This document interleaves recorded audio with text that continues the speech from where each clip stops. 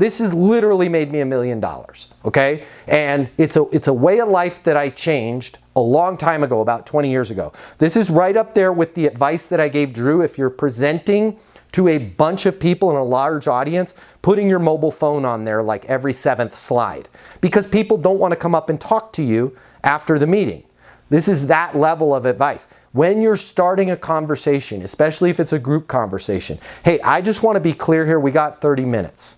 All right?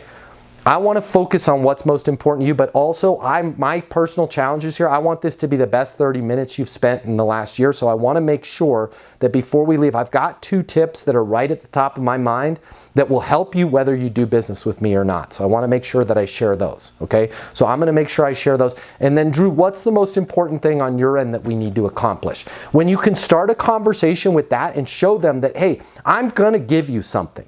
You're going to walk away from this meeting with value, and you're going to find that they're like, wow. And then don't have the value be crap. Don't have the value be, if you buy from me, you'll get 15% off. The value should be, hey, I do scripts all day long, every day with my clients. Let me talk you through kind of the first sentence of that script. And the next time you're having a team meeting with your people, I want you to share this with them, right? Here's a way of summarizing the story of your business. It goes like this, A, B, C, X, Y, Z. And then share the tip with them.